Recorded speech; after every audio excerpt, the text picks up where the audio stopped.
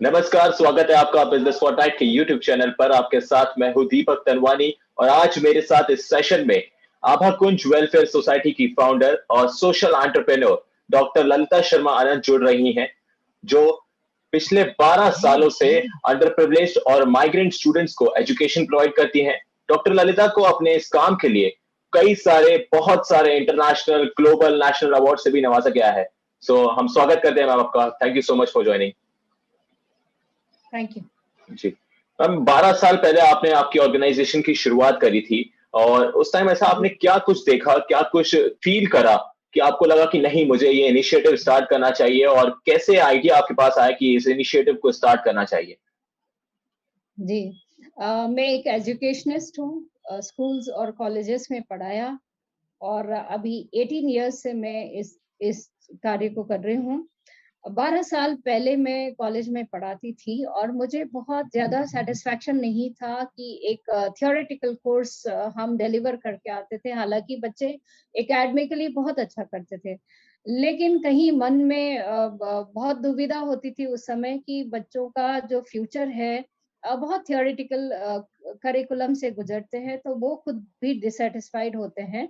उसी समय मैं मेरा मकान एक नया एरिया में कंस्ट्रक्शन चल रहा था, तो मैं देखने जाती थी वहाँ पे। मैंने देखा कि बहुत सारे ऐसे बच्चे, कुछ बहुत शैबी कपड़ों में, कुछ अच्छे कपड़ों में, कोई यूनिफ़ॉर्म में, बड़े-छोटे सब ऐसे ही पूरा अपने ज़िंदगी जो है आइडली दिन भर घूमते थे। ऐसे-वैसे ही काम में लगाते थे, तो कोई अवेयरनेस नहीं था शिक्षा के। एजुकेशन का ना तो उनके पेरेंट्स को अवेयरनेस था, ना उनको इतना इम्पोर्टेंस समझ में आ रहा था कि हमें स्कूल जाना है, हमें पढ़ाई करना है। So as an educationist I could not just overlook. मैंने सोचा कि नहीं, इनके साथ कुछ काम करना होगा, क्योंकि देश में ऐसे तो हज़ारों, लाखों बच्चे हैं। कहीं से तो शुरुआत करना है और अगर थोड़ा-सा भी हम उनको पुश कर सकते हैं, मदद कर सकते हैं, एनकरेज कर सकते हैं शिक्षा के लिए, तो एक अच्छे नागरिक के रूप में वो उभर के आएँगे। सो ये 12 साल पहले का ये सीन था और हमने इनिशियली उन बच्चों को धीरे-धीरे काउंसल करके क्लासेस में बिठाना शुरू करा था। जब आप मैम पहली बार इन बच्चों से मिली, इनके पेरेंट्स से मिलने गई, तो कैसे इनके पेरेंट्स को, इन बच्चों को आपने समझाया, कैसे इनको मोटिवेट करा एजुकेशन के लिए, और क्या कुछ चैलेंजेस आपने फेस करे जब इनसे आप बात करने गई थी? एक्चुअली पहली बार जब मैं इन बच्चों को मिलने की कोशिश कर रही थी, तो बच्चे तो बहुत मतलब ऐसा था, उनमें डर था कि ये डाँटने आ गई, ये मारने आ गई, क्योंकि वो गलत हरकतें करते थे, गलत काम करते थे, फेंसिंग तोड़ते थे गार्डन के या कुछ ऐसा गड़बड़ी काम करते थे, तो वो भाग जाते थे। बट हमने सोचा कि नहीं, हमें इनके घरों में विज़िट करना है, इनके पेरेंट्स से मिलना है। जब हम पेरेंट्स से मिलने गए, उनके पास बहुत सारे अजीब-अजीब के क्वेश्चन्स था कि हमारे बच्चे पढ़ के क्या करेंगे? वो किसी के प कोई भी इंटरेस्टेड नहीं था, सबके पास यही सवाल था कि आप हमें क्या देने आए हो? उनको लग रहा था कि हम शायद सरकार की तरफ से कुछ योजना लेके आए हैं, तो उनको सिर्फ़ अपने मतलब से ही मतलब था और बहुत समय तक ये चैलेंजेस हमारे साथ रहा, क्योंकि उनके यही क्वेश्चन था कि हमें तो सब मिल रहा है, आप और क्या दोगे? हमारे बच्चे पढ़ के क्या करेंगे? अब जब पहली बार आपके पास ये बच्चे आए, उनके पेरेंट्स आप बच्चे लेकर आए अपने आपके पास क्लास, तो आप, मैंने सुना है जी। कि ओपन एयर क्लासेस आपने शुरुआत करी थी। उसके जी, साथ-साथ जी, आपने जी। क्या एक्टिविटीज़ करी थी? ओपन एयर क्लासेस क्या है, ये भी बताइए? और इसके साथ-साथ जी। क्या-क्या एक्टिविटीज़ करी कि वो बच्चे मोटिवेट हो, एंगेज करें इन एक्टिविटीज़ में? जी, जी, जी। एक्चुअली जो हमारे क्लासेस है उसको ओपन स्काई लर्निंग क्लासेस के नाम से जाना जाता है। बहुत अनूठा है, सस्टेन्ड है, 12 साल तक रोज़ बच्चे आते हैं और उनके लिए एक सेकंड होम की तरह है। अब ये क्लासेस जब स्टार्ट करना था, क्योंकि वो इनिशियली पेरेंट्स से तो हमें कोई सपोर्ट ऐसा नहीं मिला था, तो हमारे सब्जी जो देने आते थे, सब्जी वाले भैया और लॉन्ड्री मैन, उनको हमने बोला, उनको रिक्वेस्ट किया कि आप अपने बच्चों को भेजो, हम उनको फ्री में पढ़ाएँगे, ताकि हम सारे बच्चों को पढ़ा सकें। वो बहुत खुश हो गए और इनिशियली 8 बच्चों के साथ में ये जो क्लासेस है, घर के अंदर मैंने सिटिंग रूम में स्टार्ट किया। अब बच्चे बढ़ते गए और 100 हो गए, तो पोर्च एरिया तक मैनेज था। फिर 100 से ज्यादा होने लग गए, तो हमने बाहर जो है स्पेस, सड़क है, तो सड़क के किनारे में हमने बिठाना शुरू करा। फिर हमें लगा कि नहीं, सामने जब गार्डन है, पब्लिक गार्डन है, तो इसको हम सफाई करके यहाँ पे क्लासेस शिफ्ट करते हैं। अब क्लासेस यूनिक है, क्योंकि इसमें सिर्फ पढ़ाई नहीं होती। कोई भी बच्चा आजकल पढ़ना नहीं चाहता है, वो थियोरेटिकल जो कोर्सेस है उनके जीवन में कोई काम नहीं आने वाला है। तो हमने इसको बहुत इंटरेस्टिंग करिकुलम डेवलप किया, जहाँ पर literacy, value education, skill development, vocational training, health education, अलग अलग एक्टिविटीज को हमने जोड़ा। जैसे अगर बहुत छोटे बच्चे हैं, उनको वैल्यूज बचपन से ही अगर कुछ ऐसी चीजें सिखाते हैं, तो वो जिंदगी भर अंदर रहता है, उनके साथ में एक अच्छा नागरिक के रूप में उभर के आते हैं। तो उनको क्या सिखाए? सत्यवादिता, अगर सच बोलना बोल के तो नहीं होता है, हमें उनको एक्टिविटीज देना पड़ेगा। तो बहुत सारे ऐसे एक्टिविटीज हम देते थे ग्रुप में, ताकि वो ग्रुप एक्टिविटीज करते करते लविंग, केयरिंग, शेयरिंग, अंडरस्टैंडिंग, ये सारे कोऑपरेशन, ये वैल्यूज वो सीखते थे। साथ में हम गाना, हर हर हफ्ते में एक एक थीम को लेते थे, और गाना है, उनके गेम्स, कोऑपरेटिव गेम्स है, हम उनको सिखाते हैं, और अभी भी ये जारी है। इसमें जो बच्चे हैं हमारे पास, ओपन स्काई क्लासेस में हर तरह के बच्चे हैं। कोई बच्चा ड्रॉप आउट है, कोई बच्चा वर्किंग बच्चे जो होते हैं, कहीं वो दवाई की दुकान में या किराना की दुकान में काम करना पड़ता है उनको, कोई भी फैमिली परिस्थिति है। कुछ बच्चे एनरोल्ड गवर्नमेंट स्कूल में नाम के लिए है, कुछ बच्चे नहीं एनरोल्ड है, वो क्योंकि वो माइग्रेशन होके इधर आए हैं। या कुछ ऐसे भी बच्चे हैं, अब तो 12 साल हो गया, इतनी ब्राइट बच्चे हैं जो अच्छे स्कूलों में हमने उनको स्पॉन्सर करके भेजा है, क्योंकि उनमें है कुछ अच्छा करने का। कोई डॉक्टर बनना चाहता है, कोई इंजीनियर बनना चाहता है, कोई कलेक्टर बनना चाहता है। तो ये हर बच्चों के लिए एक स्पेस है, एक प्लेटफॉर्म है। एक तरह से आप बोल सकते हो, this is a complete finishing school for their personality.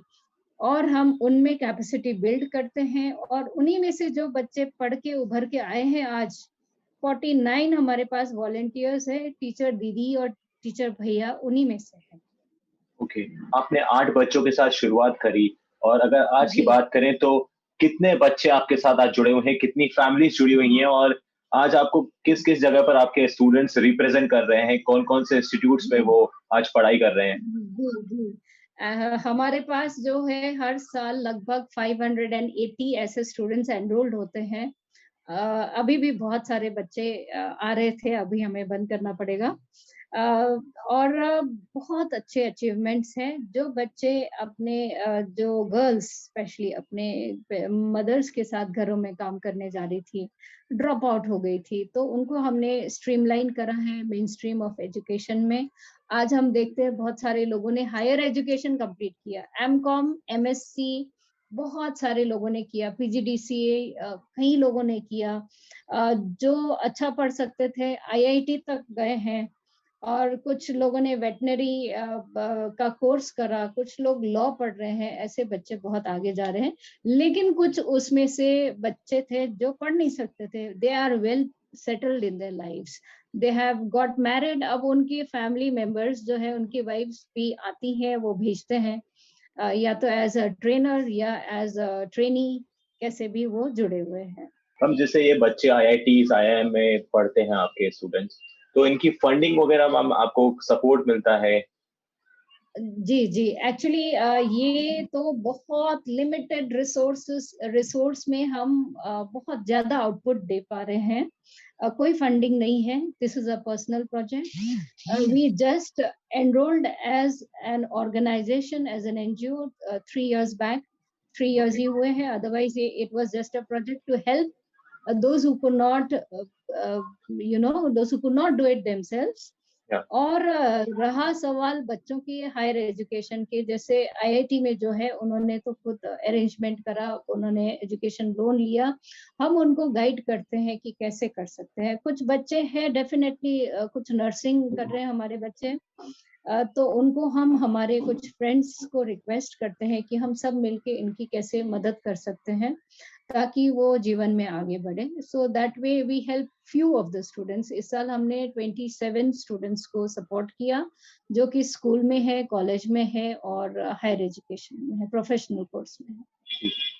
जैसा कि आपने जी। स्टार्टिंग में बताया था कि आप टीचर रह चुकी हैं, आप प्रोफेसर रह चुकी हैं, जी, तो कितना जी। डिफिकल्ट था आपके पास आपका वो डिसीजन उस जॉब को छोड़ने का और इस ऑर्गेनाइजेशन को और आगे बढ़ाने का?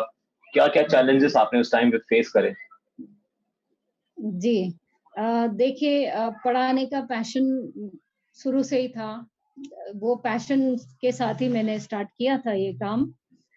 डेफ़िनेटली चैलेंज था क्योंकि मुझे सबको समझाना, घर में समझाना, इनफैक्ट मेरे जो कलीग्स हैं वो बोलते थे कि आप तो बिल्कुल आप ऐसे क्या करने जा रहे हो? क्योंकि एक बहुत अच्छा रेप्यूटेड उनके लिए एक रेप्यूटेड जॉब था, अच्छे पर्क्स थे। बट देन मेरे अंदर ये था कि नहीं, that is only for my self, for me. वो अगर मैं अर्न करती थी तब करती थी, लेकिन मैं इन बच्चों में ही यूज़ होता था। लेकिन हाँ, डिफ़िकल्टी था, मैं बहुत टाइम तक सोचती रही कि मुझे क्या करना चाहिए बिकॉज़ दोनों जो मेरे लिए काम था, एक कॉलेज में पढ़ाने का, वो भी काफ़ी अच्छा, बहुत सारे रिस्पॉन्सिबिलिटीज़ थी वहाँ पे भी एज़ डिफरेंट, बहुत सारे रिस्पॉन्सिबिलिटी दिया गया था। और यहाँ पे ये भी बहुत बड़ा उभर के आ रहा था, बहुत सारे बच्चे जुड़े हुए थे। सो आई डिसाइडेड कि नहीं, मैं जो सिर्फ़ मेरे लिए था, मैं उसको क्विट करती हूँ। और एक चीज़ ये बहुत अच्छा है कि हमारे घर में हम कंसल्ट करते हैं बहुत सारी चीज़ों में। My family is very supportive. So they said whatever you want to do, please go ahead. If you want to leave the job and teach the kids, yes, please go ahead. तो इस तरह से I got the support from my family.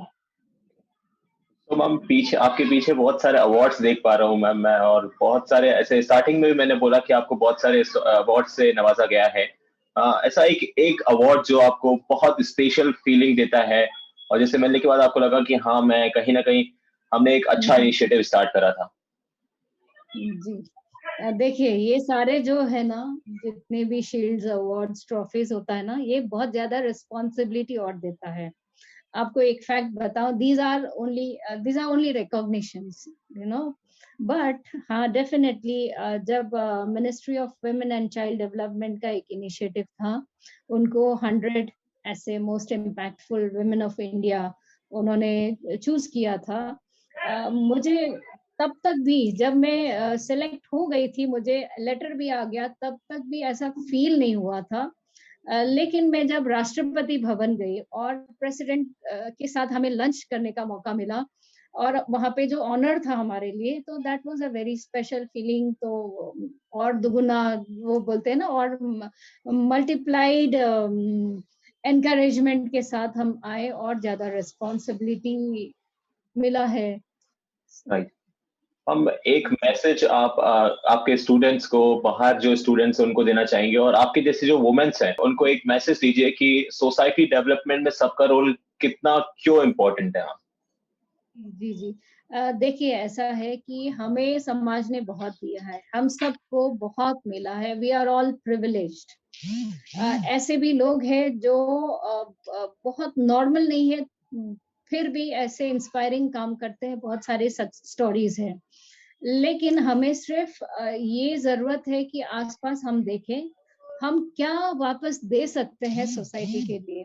Simple steps, ज़रूरी नहीं है कि आपके पास बहुत सारे पैसे हो, बहुत सारे रिसोर्सेस हो, लेकिन आपके मन में इच्छा होना चाहिए कि नहीं, मैं थोड़ा-सा भी किसी के लिए करूँ। 1% भी अगर हम किसी के लिए सोचते हैं, हम उनकी मदद करने के लिए हमारे हाथ आगे बढ़ाते हैं, तो समाज में बहुत बड़ा ट्रांसफॉर्मेशन होगा और हम इंतज़ार नहीं करें कि कोई आके हमें बताएगा। अब सिर्फ़ ये ज़रूरत है कि हम आस-पास देखें, बहुत सारे स्कोप है, इतना काम है। मैं ये नहीं बोल रही हूँ कि हर किसी को टीचर ही बनना है, टीचिंग ही करना है। There are so many different ways. आज के तारीख में हम देखें तो हम सिर्फ़ जो डिप्रेशन है, बहुत ज़्यादा लोग डिप्रेशन में जा रहे हैं, हम उनसे बातचीत करें। जो एल्डरली है, उनके साथ मिलें या पार्क्स में हम बैठ के किसी से बात करते हैं, किसी का दुःख शेयर करते हैं, तो भी ये बहुत बड़ा सेवा होगा। Right. Thank you so much, ma'am. It was really nice talking to you. Thank you for your precious time. And मुझे थैंक आशा है कि आपका जो हमने जो आपसे सवाल पूछे हैं, आपके बारे में जो जानकारी सबको हम बताएँगे सबको अच्छा लगेगा, सब मोटिवेट होंगे और कुछ ना कुछ अपनी तरफ से डेवलपमेंट, सोसाइटी डेवलपमेंट के लिए अपना इनिशिएटिव स्टार्ट करेंगे। Thank you so much for your valuable time, ma'am. Thank you. Thank you, thank you, thank you. Thank you, ma'am.